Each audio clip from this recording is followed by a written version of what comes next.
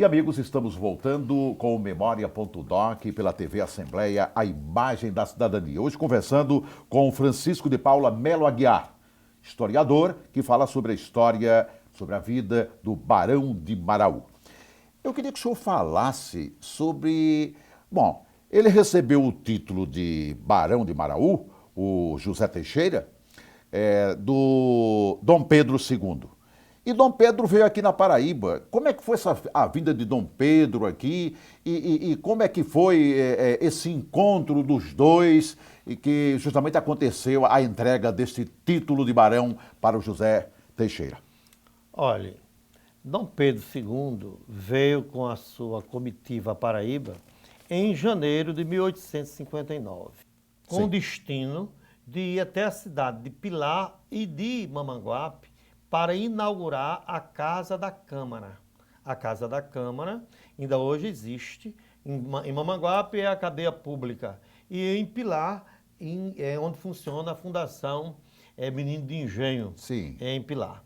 Então, quando ele chegou aqui, então você sabe que naquele tempo a Paraíba não tinha ainda estradas, não tinha ainda a linha férrea, porque a linha férrea foi inaugurada aqui em 1870 e em 1859 não tinha nem linha férrea. Ele foi daqui para Mamanguape, como daqui para Pilar, primeiro para Pilar, depois para Mamanguape, usando o quê? Cavalo. Não é isso? Ele e toda a sua comitiva, montado a cavalo. Havia estradas naquela época? As estradas eram pequenas estradas, pequenos caminhos, não é? Estrada das Boiadas, como se chamava, não é? A Estrada das Boiadas, essa estrada que liga hoje Santa Rita a Espírito Santo e por dentro do Engenho Maraú, saindo em Pilar. No máximo, o cara ia num coche, né? É verdade, correto? Então, quando ele passou pelo Engenho São João, ele tomou café no Engenho São João, que hoje é onde está a sede da usina São João. Então ele foi,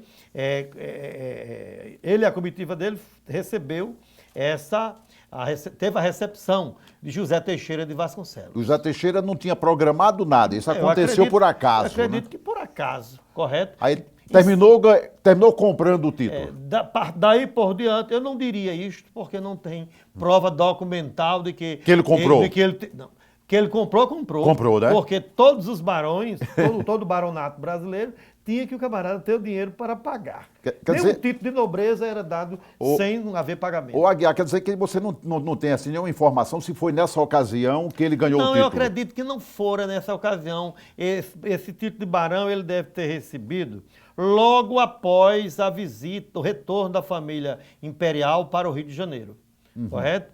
Porque não existe nenhum escrito e nenhum depoimento que diga que na visita que o imperador fez ao Engenho São João em Santa Rita tenha dado ao imperador, a José Teixeira de Vasconcelos o título. Até então ele era apenas senhor de engenho. Pois é. Agora eu acho interessante que na rua que existe aqui em João Pessoa, Barão de Maraú, deveria ter logo abaixo o nome completo, não é? José Teixeira de Vasconcelos. Deveria, até porque ele, como presidente da Paraíba, que foi, eu acho que seria até muito mais conhecido. Morreu jovem até, 75 anos de idade. 75? Existe uma confusão também com a data, com o local que ele morreu. Mas para os padrões da época, 75... Era muita coisa. Era muita coisa. É verdade. Porque o camarada tinha, em média, 40, 45 anos de idade, era isso? Certo? Mas existem historiadores que dizem que ele morreu em Mamanguape. E outros que dizem que ele morreu aqui na Paraíba, isto é, na capital de João Pessoa. Correto?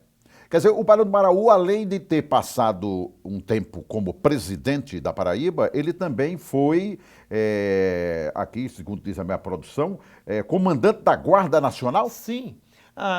Essa Guarda Nacional são títulos honorários, porque ele aqui, por exemplo, comandante superior, né?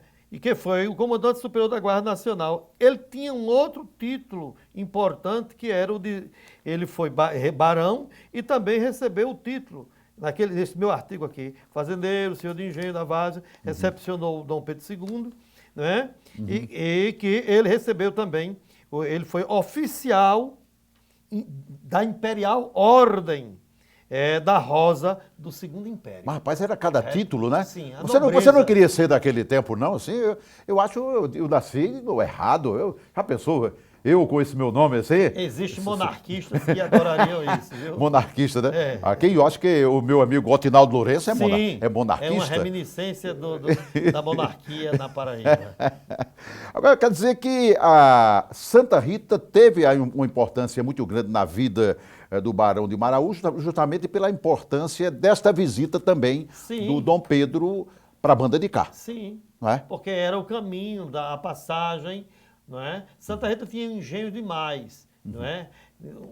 Na época mesmo que o Dom Pedro visitou a Paraíba, Santa Rita tinha já 29 engenhos. 29 engenhos funcionando, fazendo rapadura, açúcar bruto, que naquele tempo o povo não usava esse açúcar refinado como nós usamos hoje. Foi quem fez crescer realmente o município, foram esses engenhos, Sim, não é? É verdade. Hoje, quantos engenhos Santa Rita tem? Funcionando engenho não tem nenhum. Nenhum? O único que funcionava está lá, hoje o Ferrugem comendo. Meu correto? Deus. Não, engenho mesmo não, existe Isso as usinas. prejuízo enorme para o Sim, município, né? Sim, engenho mesmo, Santa Rita não tem. Aliás, o funcionando. problema não é de Santa Rita, se nós formos aqui para o lado de Pernambuco, Aliás, as usinas são todas fechadas. aliás, aqui na Várzea do Paraíba, apenas o engenho São Paulo, pertencente à senhora Inês Cunha e família Ela é Fernandes. perto do Espírito Santo? Espírito Santo, que já passa de 100 anos de funcionamento. Ah, sim, eu conheço, sim. Certo? É Cachaça São Paulo. E o que levou o amigo Aguiar a fazer esse estudo sobre o Barão de Maraú? Olha, em 1980, a Associação Universitária de Santa Rita promoveu, nos anos 70, no fim dos anos 70 e início de 80, promoveu um concurso literário, histórico literário, com o nome Santa Rita, Sua História e Sua Gente, que é o nome do meu primeiro livro que eu publiquei. Sim. Então, todos que quiseram se inscreveram neste concurso. Uhum. E o vencedor foi o meu concurso, foi a matéria que eu apresentei. O seu trabalho, o meu né? trabalho. Daí foi que me despertou. Eu já era professor, eu comecei a ser professor muito jovem, com 12 anos de idade, eu fundei aquela escola que tem o nome Colégio Francisco Aguiar em Santa Rita. Uhum. E hoje é o colégio e faculdade, não é? Então, nós pesquisamos e cada figura que foi aparecendo em Santa Rita, nós fomos procurando saber mais sobre quem foi aquela personalidade, o que ele fez, o que não fez e assim por diante. Agora, o Barão do Maraú, na verdade, ele não é muito conhecido, não é? Sim, eu acredito por causa da história, os biógrafos, quando vão procurar, precisam ter escritos. Uhum. E na Paraíba, naquele tempo, nós tínhamos apenas o Jornal da Paraíba. O Jornal da Paraíba. O Jornal da Paraíba, que depois passou a se chamar a Gazeta da Paraíba. Não é isso? Certo? Exatamente. Então, pouca coisa escrita. Por exemplo, o retrato do Barão de Maraú. É coisa que ninguém conhece. Eu mesmo não tenho. Nunca encontrei ninguém que tenha um retrato do Barão de Maraú. Nem a Fundação Joaquim Nabuco. Existem uns fatos interessantes. Por exemplo, lá Teodósio de Oliveira Ledo, né? Lá de Campina Grande, ele fundou Campina Grande, vários municípios até o sertão. Não existe fotografia dele. A historiografia diz que foi ele. Pois é, mas não existe um trabalho assim iconográfico que ninguém tem nenhum desenho, uma pintura de Teodósio. Quer dizer, o Maraú foi a mesma coisa. O Maraú eu não encontrei até hoje, inclusive a Fundação Joaquim Nabuco, no Recife, que tem fotografias de muitas pessoas e personalidades do Nordeste e do Brasil, e não encontrei nada sobre, em termos de imagem fotográfica do Barão de Maraú. Nós estamos chegando ao finalzinho do bloco. Eu pergunto, o Barão de Maraú politicamente era forte?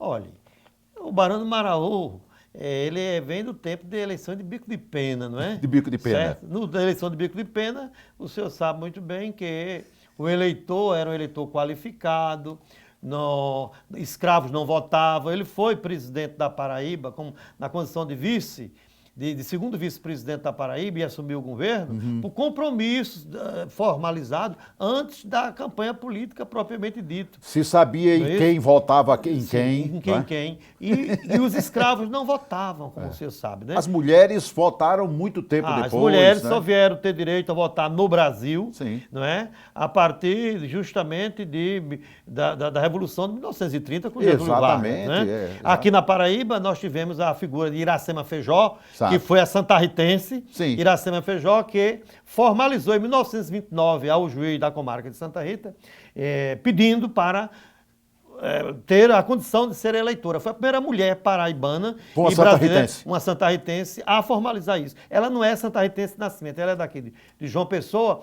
mas estava aliada ao grupo Veloso Borges da Companhia de Tecido Paraibana. Ela era professora no município de Santa Rita e ligado, era oradora oficial da Aliança Liberal. Quando Getúlio Varral visitou a Paraíba e esteve em Santa Rita, a oradora foi ela. Oh, mas como é bom, a história é ótima, né? Pois é, vamos uma pequena pausa para daqui a pouco irmos ao último bloco do nosso programa Memória.doc. Voltamos daqui a pouco.